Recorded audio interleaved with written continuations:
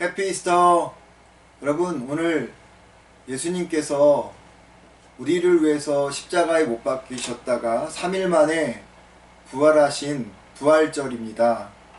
주님의 그 부활의 기쁨과 또 은혜가 여러분의 가정 가운데 가득 차고 넘치기를 주의 이름으로 축원합니다. 이 시간 옆사람, 아마 여러분 남편이 될 수도 있고 부인이 될 수도 있고 자녀들일 수도 있겠는데 손을 잡던지 좀 안으시면서 예수님께서 당신을 위해서, 우리를 위해서 부활하셨습니다. 한번 이렇게 허가하는 그러한 시간을 좀 가져볼까요?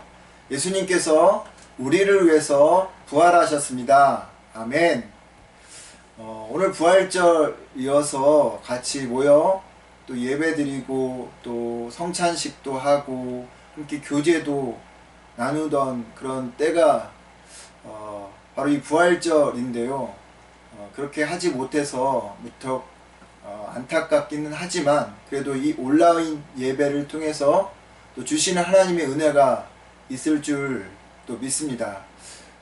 오늘 여러분의 각자의 처소에서 이 부활절을 좀 더 깊이 생각하고 또 주님이 주시는 은혜를 같이 또 나누는 시간이 되었으면 좋겠습니다. 여러분, 우리 찬송가 171장 같이 부를까요? 오늘은 171장 찬송가를 좀 같이 부르도록 하겠습니다. 하나님의 독생자라고 하는 찬양인데요. 예전에 살아계신 주라는 찬양으로 알려진 그런 곡입니다. 우리 한번 찬송가 171장 하나님의 독생자라는 그러한 찬양입니다. 박수 치면서 찬양해 볼까요? 하나님의 독생자 예수 날 위하여 오시었네.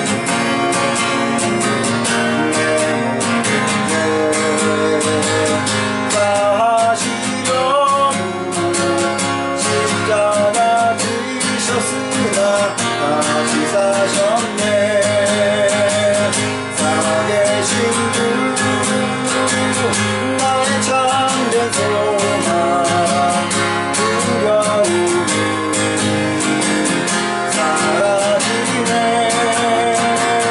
사랑의 주님의 갈길 인도하니 내 모든 삶의 기쁨을 늘 충만하네.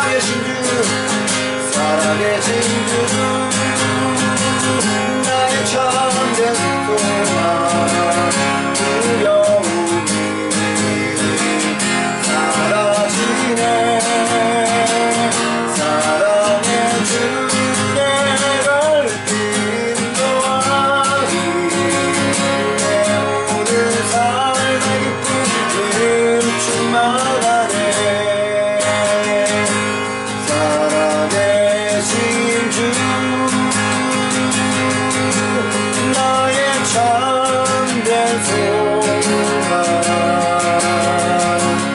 어떤 놈이 사라지네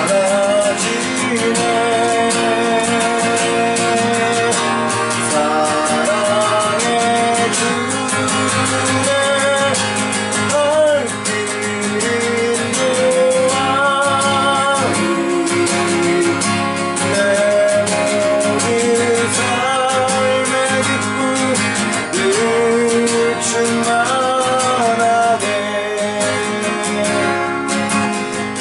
이 시간 우리 주님의 부활하심을 기억하고 그 부활의 역사가 내 영과 마음속에 나의 몸 가득하게 채워지도록 우리 가정 가운데 가득 채워지도록 또 오늘 이 시간 예배 가운데 정말로 하나님의 강력한 임재가 드러날 수 있도록 좀 기도하면서 하나님 앞에 조용히 나가도록 하겠습니다.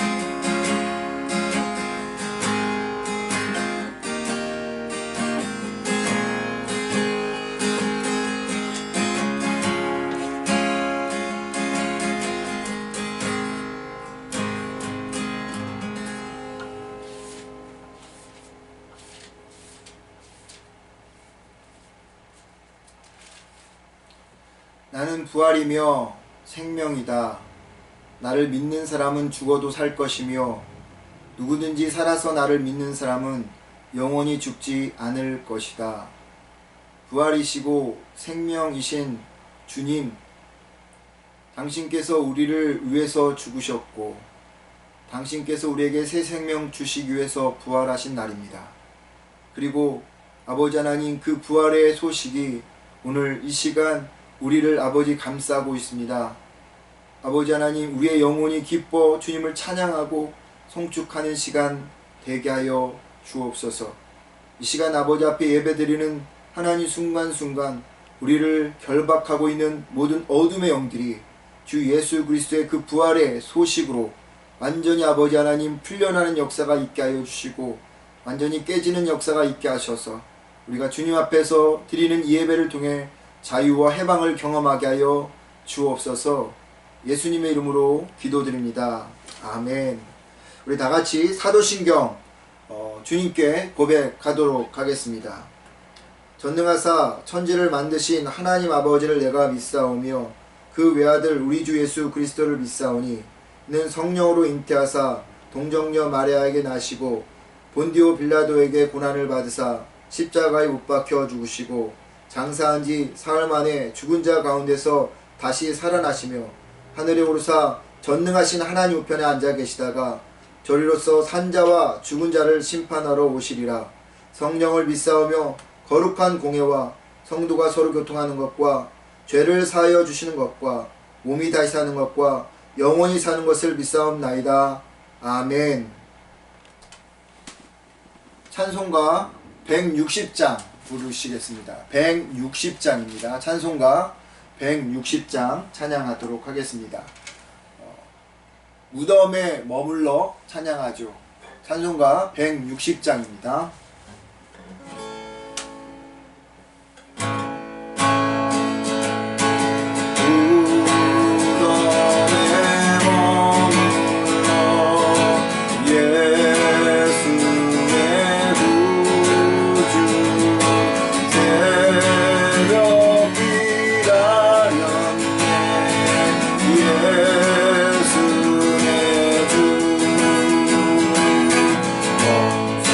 나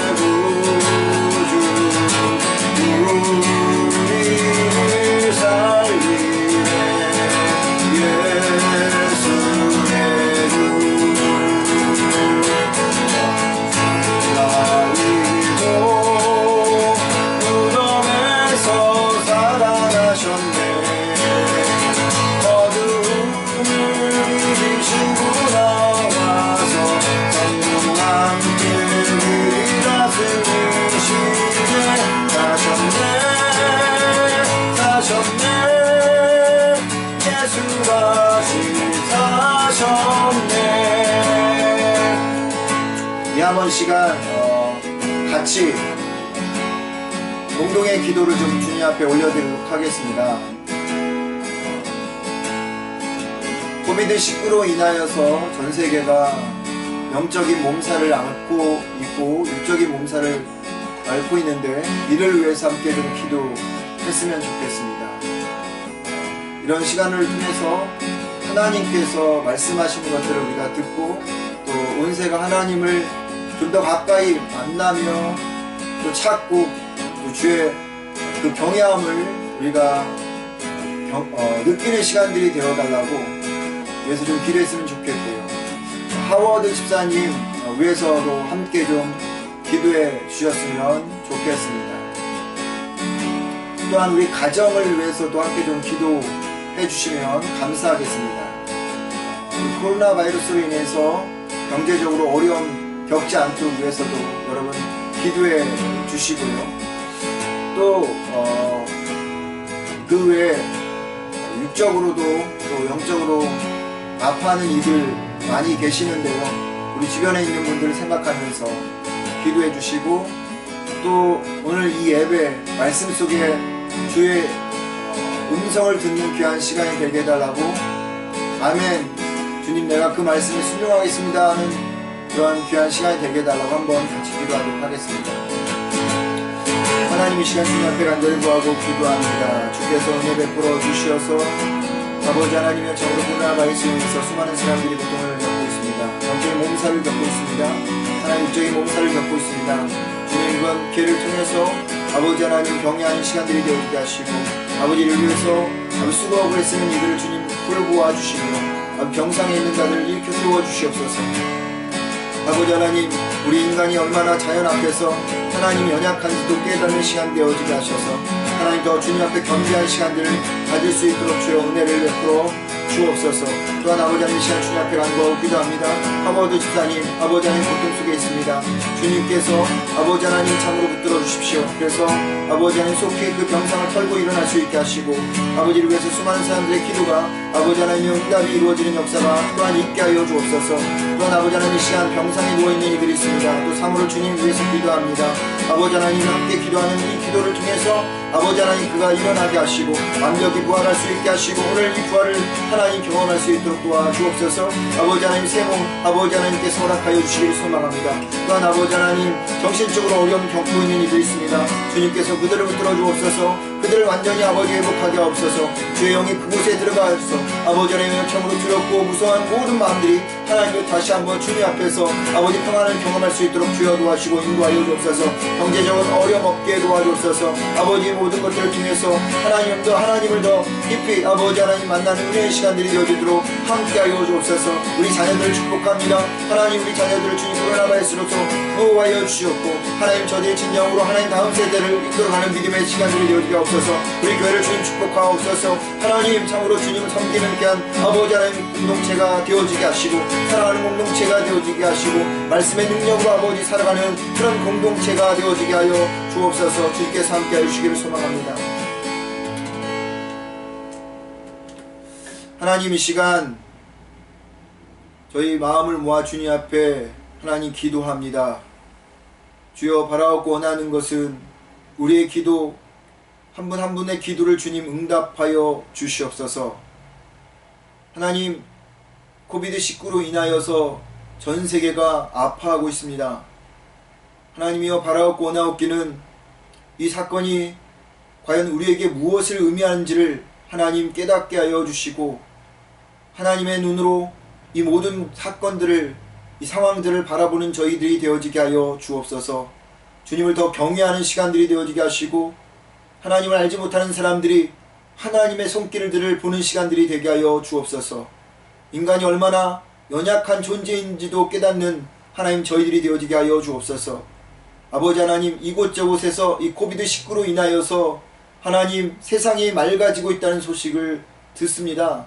하늘이 맑아지고 아버지 하나님 사라져버렸던 아버지 동식물들이 돌아오고 그리고 아버지 하나님 지진들이 감소되어지는 그런 이야기를 듣습니다. 그런 이야기를 들으면서 아버지 정말 바이러스는 우리 인간이라고 하는 사실을 깨닫습니다. 주여 바라옵고 원하옵기는 우리의 아버지 하나님 가지고 있는 이 바이러스를 주의 십자가에 못 박음으로 말미암아 하나님 우리가 다시 한번 주님 안에서 부활하는 하나님 이 코비드19절에 아버지 19에 맞는 부활절이 되어지게 하여 주시옵소서. 지금도 병상에 누워있는 수많은 이들이 있습니다. 하나님 그들의 손을 붙잡아 주시옵소서. 수고하고 애쓰는 분투하는 사람들이 있습니다. 하나님 그들을 지켜주옵소서. 이 일로 인하여서 경제적인 어려움을 하나님 겪고 있는 이들이 있습니다. 함께하여 주옵소서. 주님 동행하여 주옵소서. 은혜로우신 아버지 하나님 하워드 집사님을 주님 붙들어 주시기를 소망합니다. 아버지 병상에 누워있는 그분 하나님의 손으로 아버지 어루만져 주셔서 위로하여 주시고 하나님 담대해지며 주님의 은혜를 경험할 수 있게 하여 주옵소서. 그래서 아버지 하나님 모든 병마를 훌훌 털어버리고 아버지 병상에서 일어날 수 있게 하여 주시고 모든 이들의 기도가 응답되어지는 하나님 놀라운 역사를 경험케 하여 주시옵소서. 또한 아버지 하나님 영적으로 육적으로 고통당하는 수많은 사람들이 있습니다. 하나님이 그들을 붙들어 주시옵소서. 그들을 아버지 하나님 주께서 인도하여 주옵소서. 그리하여서 아버지 하나님 참으로 하나님의 사랑이 얼마나 큰지를 그들이 경험하여 아버지 새로운 피조물이 되어지게 하시고 하나님의 손길들을 경험하는 하나님의 인도하심을 경험하는 모든 것이 합력하여 선을 이루시는 주님을 경험하는 은혜로운 이들이 되어지게 하옵소서. 아버지 하나님 우리의 아버지 메이플리츠 교회 성도의 모든 가정을 하나님이 붙잡아 주시옵소서. 우리의 자녀들을 붙잡아 주시옵소서. 이 코로나 바이러스로부터 보호하여 주시고 하나님 참으로 그들이 다음 세대를 잘 준비하는 이들이 되어지게 하시고 그 가정마다 이번 기회를 통해서 더 하나님 안에서 아름다운 주님 공동체가 되어지게 하시고 무엇보다도 주님 앞에 제단을 쌓아가는 하나님 섬기는 하나님 경외하는 가정들이 되어지게 은혜 베풀어 주시옵소서. 사랑과 은혜가 충만하신 아버지 하나님 저희들이 이 코비드19로 인하여서 함께 예배드리지 못합니다. 하나님 모여서 예배드리지 못합니다. 얼마나 아버지 하나님 모이는 것이 소중한 것인지를 우리가 생각해 봅니다. 바라고 원하는 것은 속히 하나님 이 전염병이 하나님의 손길에 의해서 이제 아버지 중단되어지게 하시고 하나님의 이름을 아버지 선포하고 하나님의 이름을 아버지 찬양하는 자들이 모여서 함께 하나님 참으로 예배할 수 있도록 은혜 베풀어 주시옵소서. 거룩하신 아버지 하나님 이 시간 간절히 구하고 기도합니다. 오늘도 주님께서 우리에게 주시는 말씀이 있습니다. 그 말씀 붙잡게 하여 주옵소서. 특별히 오늘은 우리의 죄를 위해서 아버지의 3일 만에 죽으셨다가 3일 만에 부활하신 부활절입니다. 하나님 우리의 영과 우리의 육이 부활하는 시간이 되어지게 도와주옵소서. 하나님 그 부활을 경험하는 저희가 되어지게 하셔서 날마다 주님과 아버지 부활의 삶을 살아가는 저희 모두가 되어지게 하여 주옵소서. 함께 예배드리지 못하는 주님 당신의 자녀들을 위해 함께하여 주옵소서. 아파서 하나님 일 때문에 아니면 여러가지 상황 때문에 함께 예배드리지 못하는 주님 당신의 자녀들 그들과 함께하여 주옵소서. 이 예배 아버지 홀로 영광 받아 주시옵고 예수 그리스도의 이름으로 기도드립니다. 아멘. 교회 소식 알려드리겠습니다. 여러분 주보 참고하여 주시면 감사하겠습니다. 주보를 좀 같이 참여해서 여러분 같이 좀 보시면 좋겠어요. 네.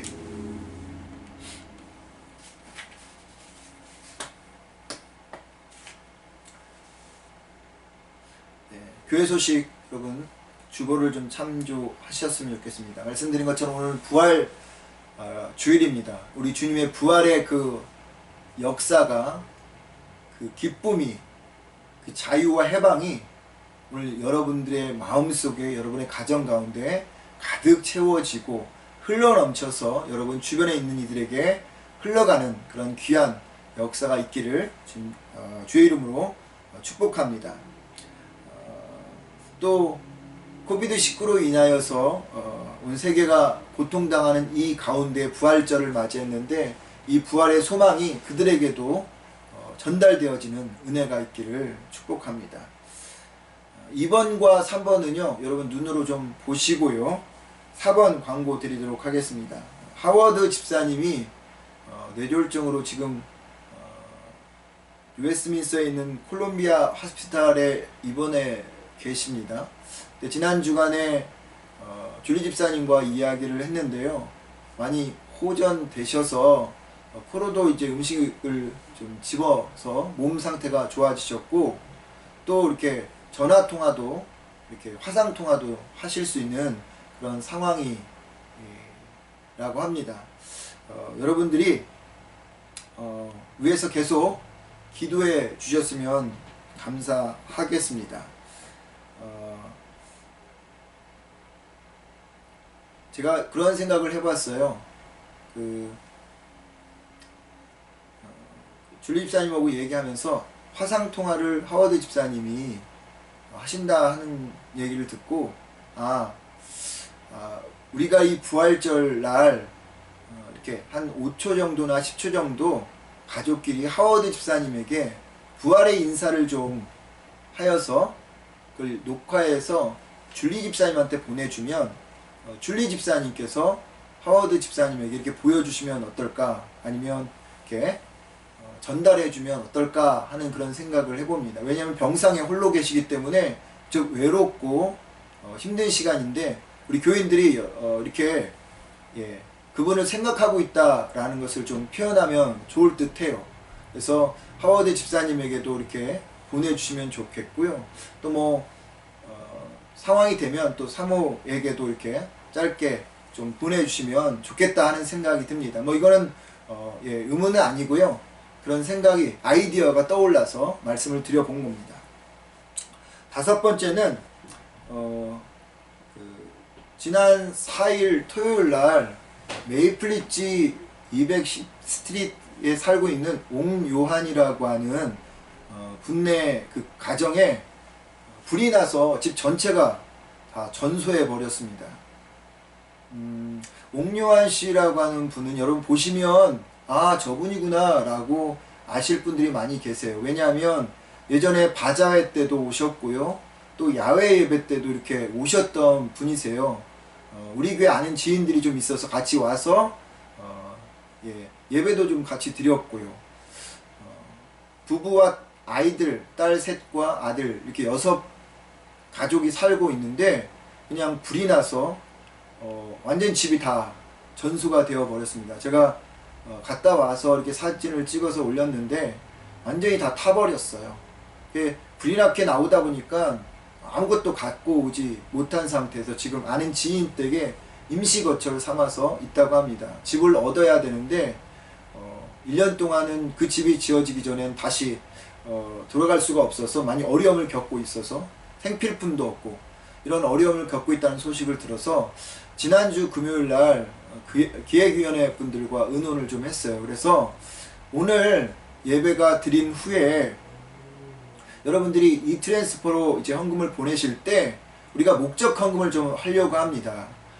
그래서 이 옹요한 씨를 돕고자 하는 그런 목적 헌금을 보내실 때, 그게 헌금하실 때요, 목적 헌금 혹은 ONG, 옹이라고 이렇게 써서 그 금액을 써서 보내주시면 그렇게 모여진 목적 헌금 전액을 옹요한 씨 가족에게 전달하려고 합니다. 그렇게 결정을 했는데 여러분들도 좀 적극적으로 좀 참여해 주셔서요, 이 부활의 이 소식이, 예수님의 그 부활의 소망이 그들에게도 이렇게 전달되고, 그래서 이 사회에서도 또 우리가 소망이 있구나, 살 그런 소망이 있구나 라는 것들을 그들이 좀 같이 이렇게 깨닫는, 그리고 또 누리는 시간이 되었으면 좋겠다 생각합니다. 여러분들이 목적 헌금 하실 때 목적 헌금 아니면 옹이라고 써서 보내신 헌금들은 그분을 위해서 다 쓰겠고요, 이스터 즉 부활 헌금이라든지 뭐 11조들은 그건 또 따로 이렇게 여러분들이 써서 헌금하시면 그건 교회로 이렇게 들어가도록 하겠습니다. 여러분들 많이 참여해 주셨으면 좋겠습니다. 그리고 말씀드린 것처럼 아이들이 4명인데요 정신없이 나오다 보니까 뭐 물품들, 옷가지 이런 것들, 이불들 이런 게 없나 봐요. 그래서 아이들이, 여자아이들이 9학년, 11학년, 대학생, 남자아이는 7학년인데 이제 옷 같은 것들이 없어요. 그래서 혹시 여러분들이 도네이션 하고 싶은 마음이 있다면, 도네이션 할 수 있다면 박현숙 집사님한테 조금 말씀하셔서 그분한테 갖다 주시면 아마 전달하지 않을까 생각합니다. 여러분들의 적극적인 참여, 많은 참여를 부탁드립니다. 하나님 말씀 같이 보도록 하겠습니다. 하나님 말씀 고린도전서 15장 12절부터 19절 말씀입니다.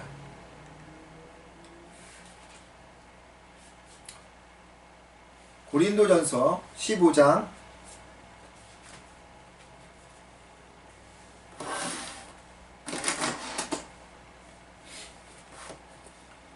12절부터 19절 말씀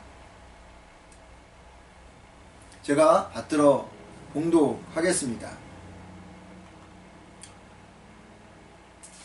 고린도전서 15장 12절부터 19절입니다. 제가 현대인의 성경을 읽고요. 여러분 눈으로 같이 따라와 주시면 감사하겠습니다.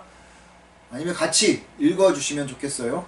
그리스도께서 죽은 사람 가운데서 다시 살아났다고 전파되었는데 어째서 여러분 가운데는 죽은 사람의 부활이 없다고 하는 사람이 있습니까?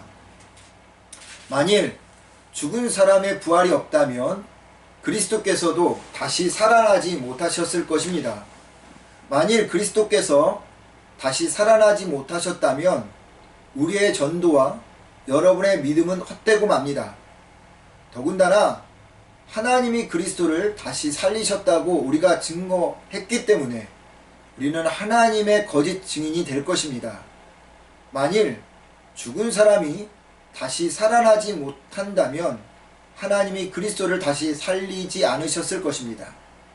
만일 죽은 사람이 다시 살아나지 못한다면 그리스도도 다시 살아나지 못하셨을 것이며 또 그리스도께서 다시 살아나지 못하셨다면 여러분의 믿음도 헛되고 여러분은 여전히 죄 가운데 있을 것이며 그리스도 안에서 죽은 사람들도 망했을 것입니다. 만일 우리가 그리스도 안에서 바라는 것이 이 세상뿐이라면 우리는 그 누구보다도 불쌍한 사람들입니다. 아멘. 네, 오늘은 고린도전서 15장 12절로부터 19절 말씀을 가지고 미래의 부활과 현재의 부활이라는 제목으로 부활절 말씀을 같이 나누도록 하겠습니다. 오늘은 말씀드린 것처럼 예수님께서 우리를 위해서 죽으신 지 3일 만에 무덤에서 부활하신 부활절입니다. 이 부활의 기쁨과 소식과 은혜와 감격이 이 방송을 보고 있는 모든 분들께 또 우리 메이플지 성도 가정과 각 개인에게 가득가득 채워지기를 주의 이름으로 축복합니다. 사복음서에 나온 그 부활절 사건의 대략은 이렇습니다. 주일 새벽 막달라 마리아와 그리고 야고보의 어머니 마리아와 요한의 어머니 살로메 그리고 요한나가 예수님의 시신에 향품을 바르러 예수님의 시신이 안치된 무덤으로 갔습니다. 그런데 가서 보니까 그 무덤을 막고 있는 큰 돌이 옮겨졌고 그 시신이 들어가 있을 무덤 안에는 빈 무덤, 즉 시신이 없는 상태였습니다. 여인들은 너무 놀랐겠죠. 그때 예수님께서 여인들에게 나타납니다. 무섭기도 하고 너무 기쁘기도 했던 여인들, 그런 여인들은 이 소식을 알지 못하고 있는 제자들에게 알려줘야겠다는 마음에 제자들에게 달려가서 부활하신 예수님을 이야기하였습니다. 그들이 부활하신 예수님을 보았다고 말하는 거죠. 여인들의 이야기를 들은 베드로와 한 제자, 저는 요한이라고 생각을 하는데 이 두 제자가 달려서 예수님의 시신이 안치된 그 무덤에 도착하여 그 동굴 안을 보니까 여인들의 말처럼 그곳에 예수님의 시신이 없었습니다. 빈 무덤이었습니다. 예수님께서 부활하신 것이죠. 예수님께서 예언하신 대로 부활하셨습니다. 여러분 이 대목에서 아주 중요한 점이 있는데요. 예수님이 살아계실 때 직접 부활할 것이라고 말했다는 점이죠. 예수님이 제자들 몰래 그냥 서프라이즈라고 이렇게 부활한 것이 아니라요. 이미 부활할 것이라고 예언하고 그대로 성취하셨다는 겁니다. 우리 직접 한번 확인해 볼까요? 마태복음 20장 18절로부터 19절 말씀입니다. 마태복음 20장 18절로부터 19절. 마태복음 20장 18절과 19절입니다. 우리 같이 한번 크게 읽어볼까요? 지금 우리는 예루살렘으로 올라가고 있다. 거기서 나는 대제사장들과 율법학자들의 손에 넘어갈 것이다. 그들은 나에게 사형 선고를 내린 다음 나를 이방인들에게 넘겨 조롱하고 채찍질하고 십자가에 못 박게 할 것이다. 그러나 나는 3일 만에 다시 살아날 것이다. 예수님은요, 죽은 지 3일 만에 살아날 것이다 라고 직접 이 제자들에게 이야기했다는 것이죠. 그렇다면 여러분들은 어떻게 하겠습니까? 여러분들이라면 어떻게 하겠어요? 예수님의 말씀에 따라 예수님이 죽은 지 3일째 되는 날 예수님의 시신이 안치되어 있는 그 무덤에 가지 않았겠습니까? 하지만 주일 새벽에 그 무덤에 간 제자들은 아무도 없었어요. 간 사람들은 여인들 뿐입니다. 그렇다고 여인들이 예수님의 부활을 믿어서 간 것도 아닙니다.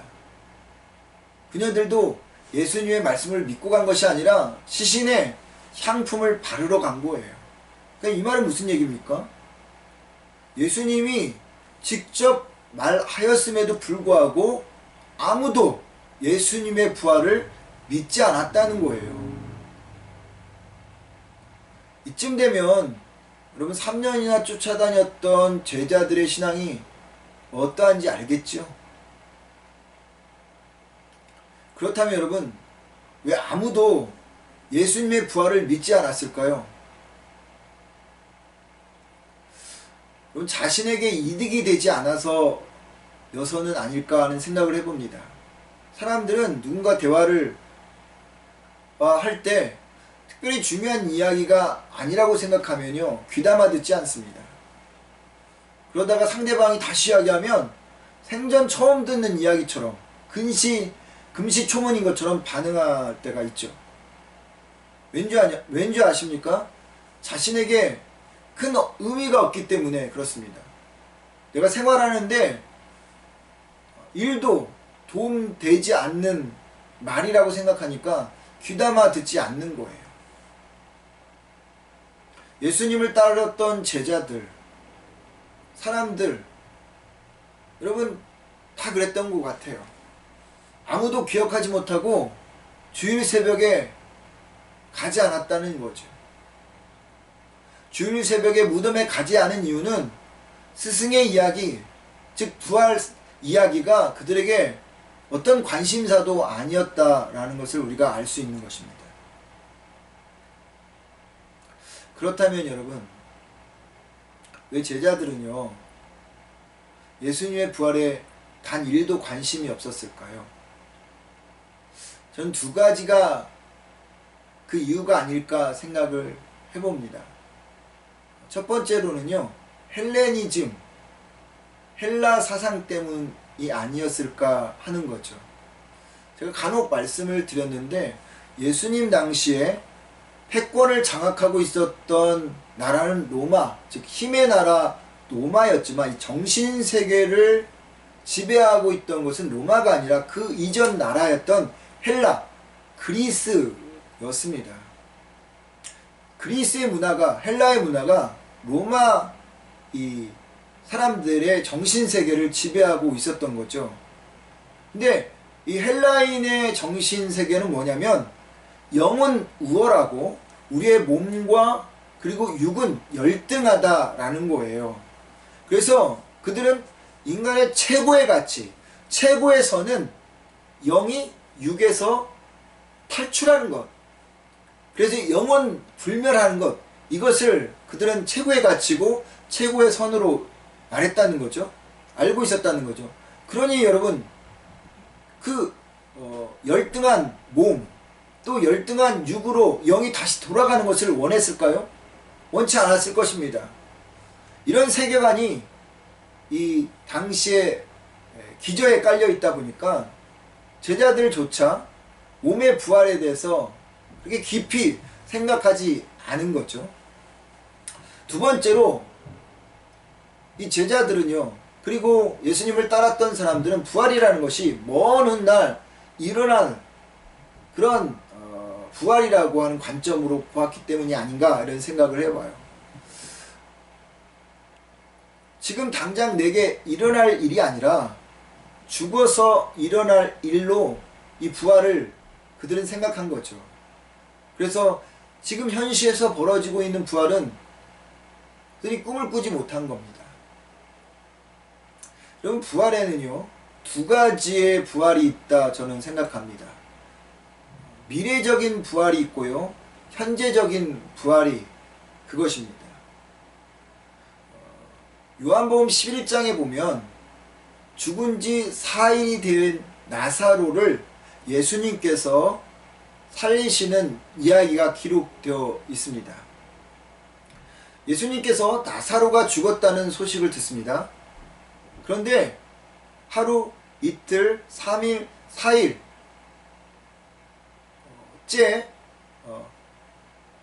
베다니로 가게 되어지는 겁니다. 첫날 듣고 곧장 간 게 아니라 하루, 이틀, 3일, 4일을 기다렸다가 4일째 베다니에 가서 나사로를 이제 살려내는데요. 이스라엘 사람들에게 있어서 이 몸에 영이 다시 돌아올 수 있는 그런 가능성이 있다고 믿었습니다. 믿는 그런 관습이 있었는데 하루, 이틀, 3일 안에 죽었던 사람의 영이 다시 돌아올 수도 있을 것이다 라는 가능성을 그들은 생각하고 있다 보니까 3일 안에 어떻게든 예수님이 오기를 바라셨어요. 근데 4일째가 되면 이 사람은 완전히 죽는 거예요. 왜냐하면 더 이상 영이 돌아올 수 있는 가능성이 없기 때문에. 그래서 4일째가 됐다라고 하는 말은 단 1%도 살아날 가능성이 없다라고 하는 말인데, 그 4일째 되는 날 예수님께서 이 나사로의 집에 가게 된 것입니다. 나사로의 집에 갔었을 때 죽은 나사로의 여동생이 2명 있는데 마르다와 마리아입니다. 첫째가 마르다고 둘째가 마리아인데요. 예수님께서 마르다를 보시고 이야기합니다. 나사로가, 너의 오빠 나사로가 살아날 것이다 라고 이야기를 해요. 그런데 이 마르다가 이렇게 이야기합니다. 마지막 날 부활 때는 우리 오빠가 다시 살아날 것을 내가 믿어요. 내가 압니다. 이렇게 이야기합니다. 그러니까 마르다는 오빠가 미래의 어느 날, 마지막 어느 날 부활할 것이라고 이야기한 거예요.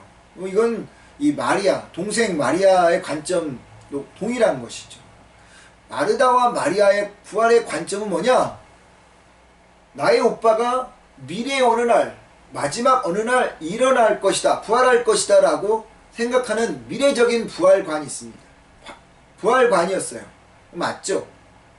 여러분, 우리 주님이 오시는 그 어느 때, 재림하시는 때 죽은 자들이 먼저 부활할 것이고요, 그리고 우리의 몸이 들려서 하나님 나라에 가게 될 것입니다. 이게 미래적인 부활인 것입니다. 마르다와 마리아는 예수님께 미래적인 부활로 말하고 있는 거죠. 그런데 여러분, 여기에 대해서 예수님이 어떻게 이야기하고 계신지 아십니까? 예수님은 현재적인 부활로 이야기하십니다. 요한복음 11장 25절 26절, 제가 오늘 예배 시작 전에 말씀드렸던 구절인데요. 요한복음 11장 25절과 26절, 요한복음 11장 25절과 26절입니다. 나는 부활이요 생명이니 나를 믿는 자는 죽어도 살겠고 무릇 살아서 나를 믿는 자는 영원히 죽지 아니하리라. 이걸 내가 믿냐? 라고 말합니다. 부활이 어느 미래의 시점에 일어날 일이 아니라 지금 일어날 사건이라고 말하고 있어요. 여러분 물어볼게요. 그리고 나서 예수님께서 이 나사로를 몇 달 후에, 몇 년 후에 살려주셨습니까? 아니면 이 말씀 끝나자마자 나사로를 살려주셨습니까? 네. 이 말씀을 마치고 나서 나사로를 살려주셨습니다. 마르다와 마리아는 미래적인 관점으로 부활을 보았다면 예수님은 현재적인 관점으로 부활을 이야기하셨고 실제적으로 나사로를 살려주신 것이죠. 그렇습니다. 부활에는 미래적인 부활도 있고요. 현재적인 부활도 있습니다. 둘 다 중요하죠. 그런데 저는 더 우리에게 필요하고 중요하다고 생각하는 것이 현재적인 부활이라고 생각합니다. 우리가 지금 현재를 살아가고 있다는 측면에서 현재적인 부활은 너무나도 우리에게 중요한 것이에요. 이런 말이 있죠. 오지 않는 미래는 내 것이 아니다. 무슨 얘기입니까? 현실에 지금에 집중하라는 겁니다. 현실에 충실하라고 하는 거예요. 그런 의미에서 여러분 현재적인 부활을 매일 점 살아가면 그것이 어느 날 긴 선이 되어지듯이 우리의 현재적인 부활과 또 날마다 그렇게 살아가는 것들이 모이면 어느 날 우리는 미래적인 부활을 경험하게 되어진다라고 하는 것입니다. 그러기에 오늘 부활절을 맞이해서요. 저는 미래적인 부활도 중요하겠지만 현재적인 부활을 경험하는 것이 더 중요하다고 생각합니다. 그렇다면 여러분, 우리가 매일 현재적인 부활을 살아가려면 어떻게 살아가야 하겠습니까? 톨스토이의 여러분 부활이라는 고전소설 읽어보셨나요? 다 읽어보셨겠죠. 젊은 귀족 청년 네플리오도스 도프라는 사람이 있었습니다. 이 네플리오도프는 숙모의 집에 하인으로 있으면서 일을 하던 이 카츄샤를 어느 날 자기의 한 번의 욕망을 채우기 위해서 도구로 사용합니다. 그러고 나서 이 네플리오도프는 어떤 가책도 느끼지 않고 몇 푼의 돈을 이 카츄샤에게 주고 그녀를 떠나버립니다. 이 일 후에 이 카츄샤는 임신을 하게 됐고요. 이 일로 인해서 숙모의 집에서 쫓겨납니다. 그리고 나서 그녀는 절망의 구렁텅이로 빠져가기 시작합니다. 몸을 파는 여인으로 전락을 해버린 거죠. 시간이 지난 어느 날 이 네플리오도프는 살인과 또 절도의 누명을 쓴 마슬로바라는 여인의 그 재판에 배심원으로 참석을 하게 됩니다. 그런데 배심원으로 참석한 그 재판에서 만난 마슬로바라는 여인이 카츄샤라는 것을 알게 되었고요. 그 카츄샤가 지금의 그 자리에 있게 되어진 그 원인과 단초를 제공한 것이 바로 자신 때문이었다는 것을 알게 되어집니다. 한순간에 그런 욕망을 채우기 위해서 쓰다 버린 것처럼 그렇게 대했던 카츄샤가 그 이후에 이런 지경까지 오게 되어진 것은 전적으로 자신의 그러한 죄 때문이라는 것을 알게 됩니다. 그것을 깨달은 이 네플리오도프는 그때까지 살아왔던 그 귀족의 삶들, 가면 쓰고 살아왔던 삶들을 벗어버립니다. 그리고 불의를 끊어버리고요. 자기의 재산을 팔아서 다른 사람들에게 나눠주기도, 가난한 사람들에게 나눠주기도 하고 또 약혼녀와도 헤어집니다. 그리고 나서 카츄샤를 돕습니다. 그녀의 누명을 벗기고자 노력합니다. 그래서 그녀가 갇혀있는 감옥에 가서 그녀를 돕다가 또 그곳에 있는 죄수들 중에 많은 사람들이 무고죄로 그렇게 들어와 있는 것을 보면서 그들의 또 무죄를 입증하려고 노력을 합니다.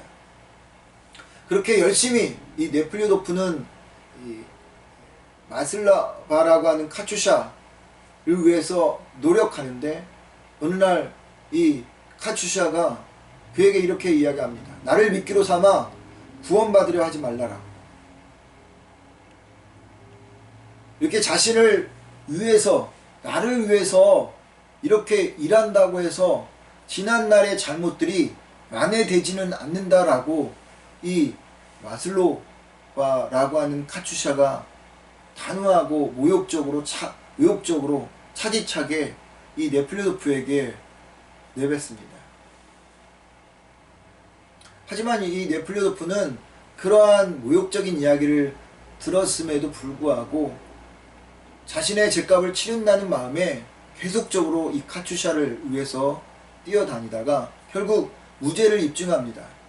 그리고 이 소식을 카추샤에게 알려주기 위해서 카추샤가 갇혀있는 감옥으로 가서 이야기하려고 하는데 이 카추샤는 이 감옥에서 만난 정치범이었던 시몬슨이라고 하는 사람과 그 시몬슨의 청혼을 받아들여서 시베리아 수용소로 떠나려던 참이었습니다. 그런 이야기를 이야기함에도 카추샤는 잠시 머뭇거리고 난 후에 이 네플리오도프에게 와서 이렇게 이야기합니다. 용서하세요. 자기의 인생을 망치고 자기를 절망의 구렁텅이로 몰아넣었던 네플리오도프. 여러분, 그를 떠날 때 굳이 그렇게 용서하세요 라고 이야기할 필요가 있었을까요? 그냥 일반적인 사람이라면 잘 가시오, 수고하셨소, 안녕히 가십시오, 그렇게 이야기했을 겁니다. 그런데 이 카추샤는 네플리오도프에게 용서하세요 라고 말합니다. 그 말에는 많은 것들이 담겨져 있죠. 카추샤는 네플리오도프가 자신을 위해서 수고하고 애쓰며 모든 것을 다 포기하고 뛰어다녔다는 것을 알았습니다. 그럼에도 불구하고 자기에게 오는 그 사람을 그는 받아들일 수가 없었어요. 자기 때문에 이 네플리오도프가 더 큰 아픔을 겪을 수 있겠다라는 생각 때문이었습니다. 그것을 숨긴 거죠. 근데 마지막 말, 용서하세요 라는 말을 남기고 떠났을 때 비로소 네플리오도프는 이 카추샤의 마음을 알게 된 것입니다. 왜 그렇게 자기에게 매몰차게 행동했는지 그는 알게 된 것이죠. 그 순간 카추샤로부터 들은 이야기를 이 네플리오도프는 그 순간 깨달으면서 이전에 경험하지 못했던 새로운 세계에 눈을 뜨게 됩니다. 여러분, 이 부활의 주인공이었던 네플리오도프는 사람들이 좋아하는 세상을 만들기 위해서 여러 가지 제도를 만들지만 오히려 그 제도가 사람들을 억압한다는 것을 깨닫게 돼요. 예를 들면 여러분, 법이라는 것이 만들어진 이유는 모든 사람들에게 평등하도록 하기 위해서 만들어진 거잖아요. 그런데 이 법이요, 때로는 강한 자에게 평등하고 약한 자에게 불공평하다라는 겁니다. 이런 구조적인 모순을 이 네플리오도프가 알게 된 거죠. 그런데 이런 모순이 얽히고 설킨 것이 세상이지만 그 속에서 자기는 그것을 즐기며 살고 있고 거기에 부합하며 살고 있고 거기에 물들고 살고 있다는 것을 몰랐어요. 그러다가 이 카추샤를 통해서 깨닫게 되어진 것이죠. 카추샤의 그 말에 그는 부활을 경험하게 되어진 것입니다. 네플리오도프로 인해서 아픔과 절망의 시간을 보냈음에도 그에게 용서하세요라고 말하는 것은 구조적인 악과 불평등과 불의가 가득한 세상, 그리고 그 속에서 부합하며 살아가고 있는 이 네플류 도표에게 부활을 경험하게 하는 말인 것이죠. 새로운 세상에 대해서 눈을 뜨게 한 것입니다. 저는 그런 의미에서 이 카츄샤가 예수님이 아니었을까라는 생각도 해봅니다. 여러분, 톨스토이에게 있어서 부활은 무엇입니까? 일상에서 매일 경험해야 하는 현재적인 부활입니다. 표현되지 않는 사랑은 사랑이 아니라고 제가 말씀드렸죠. 삶으로 행동되지 않는 부활은 부활이 아닙니다. 매일 새로운 세계에 눈을 뜨는 그 부활을 살아야 한다는 거죠. 그런 의미에서 이 카츄샤를 통해서 톨스토이가 말하고 싶어하는 것은 미래적인 어떤 것이 아니라 현재적인 이 나의 삶 속에서 눈을 떠 새로운 세계를 보고 새로운 마음을 가지고 새롭게 행동하는 것, 그것을 주장하는 것인데, 이것이 부활이라고 하는 것입니다.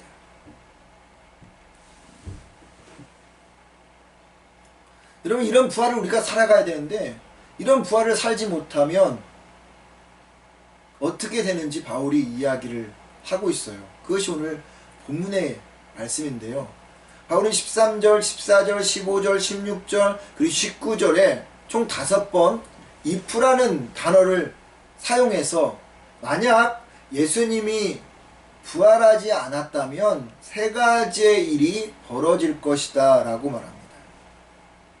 첫 번째, 예수님이 부활하지 아니하면 그리스도인들의 믿음 생활이 다 헛수고가 될 것이다 라고 말했다는 거죠. 14절입니다. 만일 그리스도가 다시 살아나지 못하셨다면 우리의 전도와 여러분의 믿음은 헛되고 맙니다. 그리스도인들에게 있어서 믿음 생활 중요하죠. 그런데 이 믿음 생활을 떠받치고 있는 두 기둥이 있어요. 그게 뭘까요? 예수 그리스도의 십자가의 죽음과 부활입니다. 이 십자가의 죽음과 부활이라고 하는 두 기둥이 2000년 동안 기독교를 견고히 떠받치고 있었고 교회를 견고히 떠받치고 있었습니다. 그런데 만약에 여러분 이 부활이 없다면 어떻게 되겠습니까? 무너지죠. 헛수고하는 것입니다. 현재적인 부활을 우리가 살지 못한다면요, 우리의 믿음은 가짜로 판명나는 거죠. 믿음은 행동이 따라야 합니다. 행동으로 믿음을 증명해야 하는 거죠. 고상한 생각을 한다 해서 저절로 고상해지는 것이 아니에요. 거룩한 말을 한다 해서 자동적으로 거룩해지는 것도 아닙니다. 거룩해지기를 간절히 기도한다 해서 거룩해졌다고 여러분 착각하면 안 되죠. 생각하고 믿고 말하고 기도한 것이 모두 행동으로 이어질 때 비로소 여러분 그 믿음은 살아있는 믿음이 되어지는 것입니다. 그렇게 살아있는 믿음이 되어질 때 그것은 모든 것들을 하나님께서 원하는 견고한 터 위에 세우는 그런 집과 같이 든든히 세워지는 일이 되어진다는 거죠. 그렇게 살면 부활이 헛수고가 되지 않는다라고 하는 겁니다. 따라서 여러분 현재적인 부활을 우리가 살지 못한다면요, 믿음 생활은 다 헛된 것입니다. 두 번째, 만일 예수님의 그 현재적인 부활이 없다면 하나님의 거짓 증인이 된다고 이야기합니다. 15절입니다. 더구나 하나님이 그리스도를 다시 살리셨다고 우리가 증거하기 때문에 우리는 하나님의 거짓 증인이 될 것입니다. 제가 2주 전에 빌 게이츠가 쓴 글이라고 여러분들에게 말씀을 드렸다가 한 분이 그것이 페이크 뉴스라는 것을 알려주셔서 제가 말씀드렸고, 그리고 이거 저거 찾아보니까 페이크 뉴스라고 나옵니다. 진짜 페이크 뉴스였던 것 같아요. 그러면 여러분 그 이야기를 더 이상 빌 게이츠가 썼다고 말하면 안 되겠죠. 그런데 계속 그 글을 빌 게이츠가 썼다고 사람들에게 이야기하고 퍼뜨리고 말한다면 저는 뭐가 되겠습니까? 거짓말장이가 되는 거죠. 예수님이 부활하지 않았는데 사람들에게 예수님이 부활했다고 하면 그 사람은 거짓말 장이가 되는 거죠. 우리가 예수님이 부활하셨다고 믿고 또 입으로 말하면서 이 현재적인 부활을 살지 못한다면요, 그 사람은 거짓말장입니다. 머리는 이해하지만 삶과 현실은 그렇지 않다고 스스로를 이렇게 변호하면서 여전히 변하지 않는 이전과 같은 삶을 살아가는 것은, 그건 여러분 예수님이 부활한 것이 아니에요. 현재적인 부활을 살아가는 것이 아니라는 겁니다. 그리고 하나님의 거짓 증인이 되어버리는 것입니다. 누구나가 같은 상황일지라도요, 모든 사람이 똑같은 반응을 하지는 않습니다. 카투샤가 대표적인 예가 아닌가 합니다. 카투샤는 자신의 인생을 파괴시킨 사람에게 똑같이 대하지 않았어요. 그것을 알게 된 네플리도프는 새로운 인생, 영혼의 부활을 이 카투샤를 통해서 깨닫게 되어진 것입니다. 무엇을 통해서요? 그가 하는 그 모습을 통해서, 그 행동을 통해서. 부활을 경험했다면 여러분, 그 부활을 지금 사는 것이 너무 중요합니다. 근데 그 부활을 경험케 하신 분은 참 하나님이시고 참 진리신 하나님이시에요. 거짓말을 하시는 하나님이 아닙니다.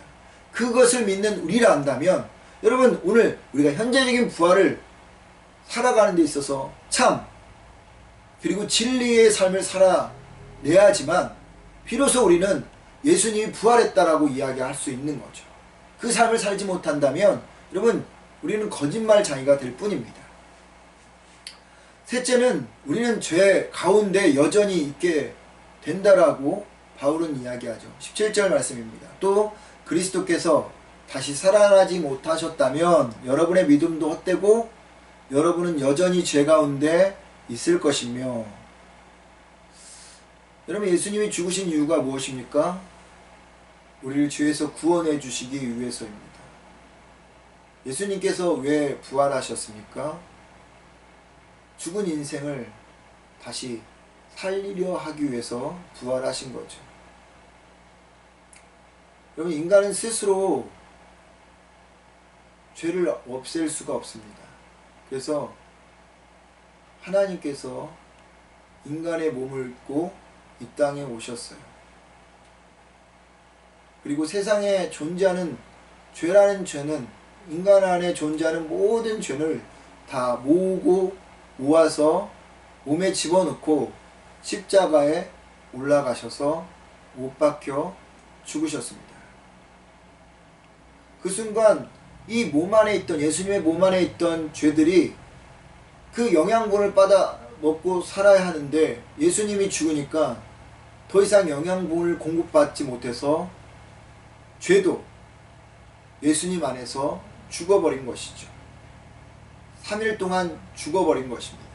그때 내 죄를 가져갔던 그 예수님 몸 안에 있던 내 죄도 죽어버린 것이에요. 그렇게 3일 동안 죄가 사라지자 하나님은 그 예수님을 다시 전에와 다른 상태로 살리셨습니다. 여기서 살렸다라고 하는 개념이 소생이라는 개념이 아니라 부활이라는 개념을 기억하십시오. 소생은 이전의 몸 그대로 다시 살려내는 거지만 부활은 이전과 전혀 다른 몸으로 살려내는 것입니다. 이 이전과 다른 몸을 성경은 뭐라고 이야기하냐면 신령한 몸이라고 이야기합니다. 더 이상 죽지 않는 상태. 그래서 제자들이 있는 그 집에 갑자기 나타나기도 합니다. 또 실제적으로 예수님의 그 손과 그리고 발에 못자국 난 그 상처들을 만져보라고도 이야기하죠. 그러니까 예수님의 몸은 이전과 다른 우리가 이해할 수 없는 아마 4차원적인 혹은 5차원적인 그런 몸으로 하나님께서 부활시키신 것입니다. 그럼 만약 예수님이 부활하지 않았다면 모든 인생들은요 여전히 죄 가운데 머물러 있는 것이고 죄의 포로로 살고 있는 것 뿐입니다. 우리가 현재적인 부활을 살지 못한다면 죄 가운데 사는 것과 마찬가지죠. 성경은 믿음으로 구원을 얻는다 말합니다. 이것이 믿음의 출발점입니다. 그렇다면 출발점을 떠난 우리들은 어떻게 해야 됩니까? 그 다음 성화의 과정을 밟아가야 하는 거죠. 날마다 예수 그리스도를 닮아가야 합니다. 그분의 성품을 닮아가야 하는 거죠. 그런데 어떤 사람들은 이 믿음으로 구원을 얻는다라고 하는 말을 악용하여서 마치 한번 구원받으면 영원히 구원받을 것처럼 보험에 들어놓은 것처럼 생각하고 이율배반적으로 살아가는 사람들이, 어떤 양심의 가책도 받지 않고 살아가는 사람들이 있다는 것입니다. 근데 예수님은 이렇게 말했어요. 그 열매로 그 사람을 안다. 마태복음 7장 16절에 보면 예수님께서 그 열매로 그 사람을 안다 이야기했습니다. 그의 삶이 그가 구원받았는지 안 받았는지를 보여주는 표석이라는 말입니다. 그래서 바울도 이렇게 이야기했어요. 빌립보서 2장 12절에서 구원을 이루어 가라, 현재 진행으로 쓰었습니다. 매일 현재적인 부활을 날마다 살아가야 한다는 것이죠. 그것이 무엇입니까? 성화되어져 가는 것입니다. 하나님 앞에서 날마다 우리의 죄를 떨어버리고 주님이 원하는 믿음의 그 길을 가는 것, 그것이 현재적인 부활을 살아가는 거죠. 매일 현재적인 부활을 살지 못하면, 날마다 성화되어 가지 못한다면 여러분, 우리는 죄 가운데 있는 것과 같은 거예요. 지난주에도 말씀드린 것처럼 악을 행하는 것도 죄지만 선을 행하지 않는 것도 죄입니다. 어려운 환경에 처한 사람을 만났을 때 그를 도울 힘이 있는데도 모른 척하는 것도 죄고요. 하나님 나라를 희생하며 헌신하는 사람들을 보고도 모른 채 하면 그것도 죄인 것입니다. 행함에 죄만 있는 것이 아니라 행하지 않는 죄가 있음을 생각할 때 우린 날마다 현재적인 부활, 즉 성화를, 예수님을 닮아가는 성화의 삶을 살아가야 합니다. 우리의 죄를 우리 안에서 떨어버려야 한다는 거죠. 만약 우리가 성화의 삶을 살아가지 못한다면, 현재적인 부활을 살아가지 못한다면 죄는 여전히 내 안에 거하는 것입니다. 그것이 쌓이면 어떻게 됩니까? 우린 구원에서 탈락할 수밖에 없는 것이죠. 슈바이처 박사가 예수님의 죽으심과 부활에 대해서 이렇게 이야기했습니다. 예수라는 한 젊은이가 굴러오는 역사의 바퀴를 단신으로 가로막았다. 그러나 역사의 거대한 바퀴는 그대로 굴러서 이 젊은이를 압살시키고 말았다. 그런데 이상한 일이 벌어졌다. 압살된 그 시체가 그 밖에 그대로 붙어 돌아가는데 그것이 점점 커지고 더 커져서 마침내 굴러가던 바퀴를 정지시켰을 뿐만 아니라 그것을 반대 방향으로 전환시켰다. 예수 그리스도의 죽음과 부활은 역사의 방향을 완전히 바꿔놓는 전환점이었습니다. 그리고 그 부활은 모든 인생들에게 새로운 길을 허락했고 축복을 주셨습니다. 따라서 우리가 현재적인 이 축복, 이 현재적인 부활을 우리가 살아간다면 우리는 새로운 세계에 눈을 뜨게 될 것이고 하나님이 허락하신 하늘의 놀라운 축복을 누리게 될 것입니다. 그 축복을 잘 설명해 주신 말씀이 저는 고린도후서 8장 9절 말씀이 아닐까 생각합니다. 우리 고린도후서 8장 9절 말씀을 같이 찾아서 읽어볼까요? 고린도후서 8장 9절 말씀입니다. 고린도후서 8장 9절입니다. 같이 읽어보겠습니다. 우리 주 예수 그리스도의 은혜를 너희가 알거니와 부유하신 이로써 너희를 위하여 가난하게 되심은 그의 가난함으로 말미암아 너희를 부유하게 하려 하심이라. 다시 한번 읽어보겠습니다. 우리 주 예수 그리스도의 은혜를 너희가 알거니와 부유하신 이로써 너희를 위하여 가난하게 되심은 그의 가난함으로 말미암아 너희를 부유하게 하려 하심이라. 하늘의 모든 특권과 권리를 누리고 계셨던 하나님 그분께서 인생들을 사랑하셔서 하늘의 부유함을 버리시고 스스로 가난해진 사건, 그리고 내 안에 들어오셔서 내 안에 있는 가난함을 가져가시고 하늘의 그 축복들을 내 안에 부어주셔서 부욕해 하신 사건, 이것이 여러분 부활 사건인 것이죠. 이것이 부활의 축복입니다. 이것이 현재를 살아가는 자들에게, 현재의 부활을 경험하고 느끼고 살아가려고 하는 사람들에게 주어지는 축복인 것이죠. 우리는 지금 코비드19라는 그러한 이 일로 인하여서 큰 어려움과 고통을 겪고 있습니다. 그런데 여러분, 저는 이런 생각을 해봅니다. 이 코비드19가 우리에게 무엇을 알게 해주냐면, 인간의 삶에는 얼마나 많은 변수들이 있는지를 알게 해주신다는 거죠. 우리가 계획하고 스케줄링해서 살아가려고 하는 그런 과정 속에 변수가 생기면 어떻게 됩니까? 어려움을 경험하기도 하고 고통스러워하기도 하죠. 이 코비드19라는 것이 바로 그렇다는 라는 것입니다. 이런 일이 일어나리라고 여러분 우리가 상상해 보았던 적이 있겠습니까? 아무도 꿈에도 생각하지 못한 일이 벌어졌습니다. 갑자기 생긴 이 변수로 인해서 사람들이 힘들어하고 어려워하죠. 삶이 엉켜버렸기 때문입니다. 근데 여러분, 이 코비드19라고 하는 변수로 인해서 우리 일상이 엉클어지듯이 이 세상은요, 역사상 단 한 번도 경험하지 못한 최고의 그리고 최대의 그런 변수를 경험하게 될 것입니다. 그 최고의 변수와 최대의 변수로 인해서 우리는 새로운 세상을 경험하게 될 것인데, 그것이 뭘까요? 네, 그것이 부활입니다. 사람들은 이렇게 살다 죽으면 끝이라고 생각합니다. 왜냐하면 수천 년 동안 역사는 그렇게 흘러왔고 또 그렇게 흘러가고 있기 때문에 사람들은 우리가 살다가 죽으면 끝이라고 생각합니다. 근데 이 모든 것을 뒤없는 최고의 변수가 기다리고 있는데, 그게 부활이에요.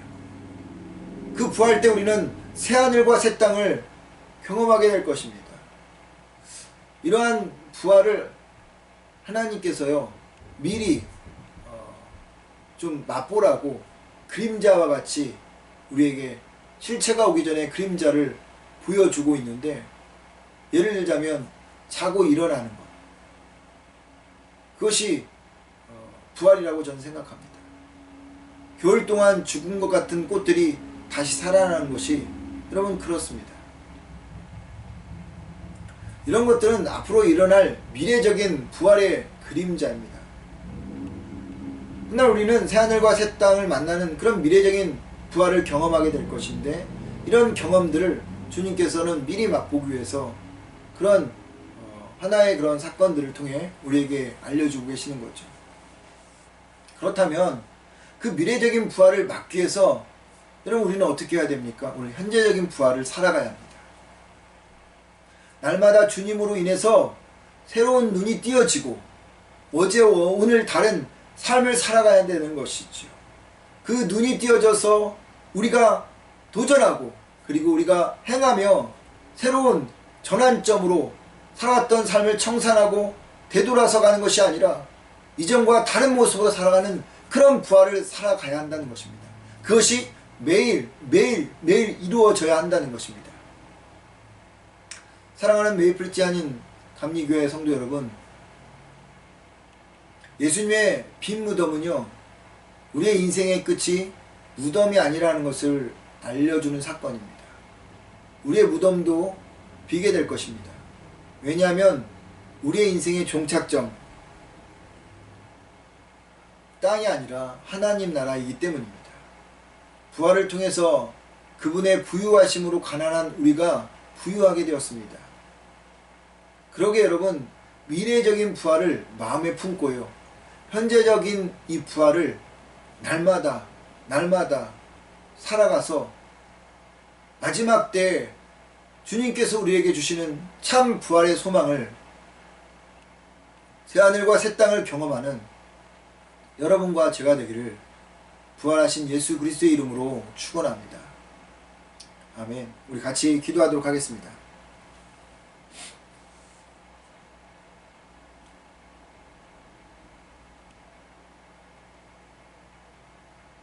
나는 부활이요 생명이니 나를 믿는 자는 죽어도 살겠고 무릇 살아서 나를 믿는 자는 영원히 죽지 아니하리라. 주님의 이 말씀을 우리가 믿습니다. 미래의 부활을 마음에 품고 현재의 부활을 날마다 살겠습니다. 그래서 새로운 세상을 만나겠습니다. 새로운 인생을 살겠습니다. 주님의 가난하심이 우리를 부욕해 하신 그 축복을 우리가 이 땅에서 누리며 살겠습니다. 새가 알에서 깨어나오듯이 상황과 현실이라는 껍데기에 순응하며 살던 우리가 주님의 부활로 껍데기를 깨고 나오는 현재적인 부활의 삶을 살게 하여 주옵소서. 죽음의 권세를 깨버리고 부활하신 나사렛 예수 그리스도의 이름으로 축복하며 기도합니다. 아멘. 우리 찬송가 165장입니다. 찬송가 165장.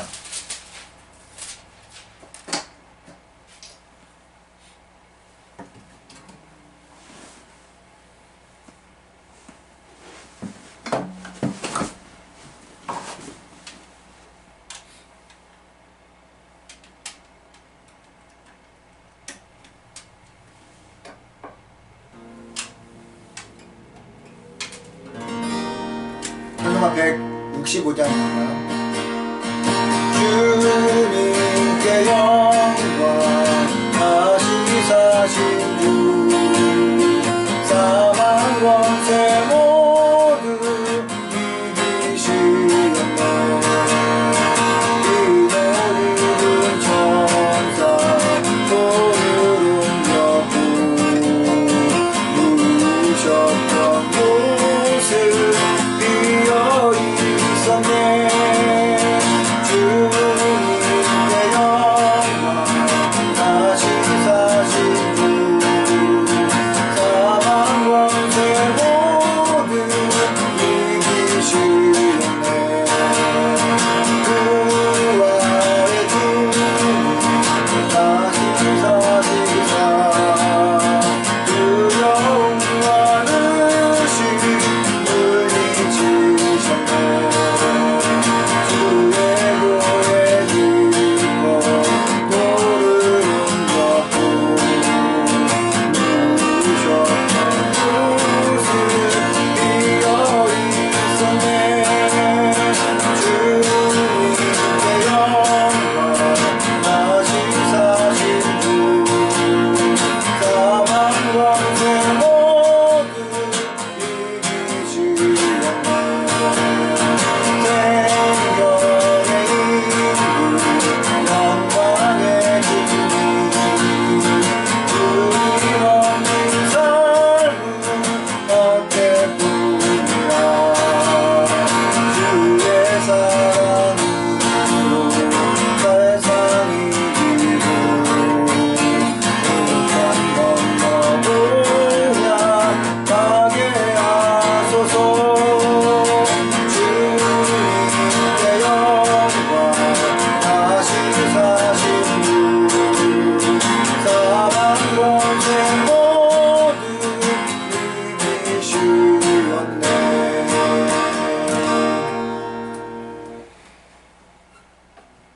다 같이 기도하시겠습니다. 이제는 우리 주 예수 그리스도의 은혜와 하나님의 크신 사랑과 성령님의 감동, 감화, 교통하심이 현재적인 부활을 우리의 마음에 두고 날마다 살아가면서 미래의 부활을 하나님 기대하고 소망하고 살아가는, 또 그 소망을 이루기 위해서 오늘도 주님과 함께하는 당신의 자녀들 머리 위에 하나님 이 땅을 향한 하나님의 놀라운 계획을 가지고 살아가는 당신의 자녀들, 특별히 아버지 코로나 바이러스로 인해서 고통당하고 어려움 당하는 수많은 사람들, 경제적으로 어려움을 당하는 수많은 사람들, 아버지 그들에게 부활의 소망이 전파되어지게 하여 주옵소서. 그리고 오늘 이 자리에 당신 앞에 머리를 조아리고 예배드리며 하나님 주님의 나라를 위해서 현재적인 부활을 살겠다고 다짐하며 하나님 이 한 주간을 시작하는 당신의 자녀들 머리 위에, 그들의 가정 위에, 그들의 아버지 기업 위에, 그리고 우리가 살고 있는 이 밴쿠버와 두고 온 조국과 온 세계 위에 이제부터 영원토록 함께 하기를 간절히 축원하옵나이다. 아멘.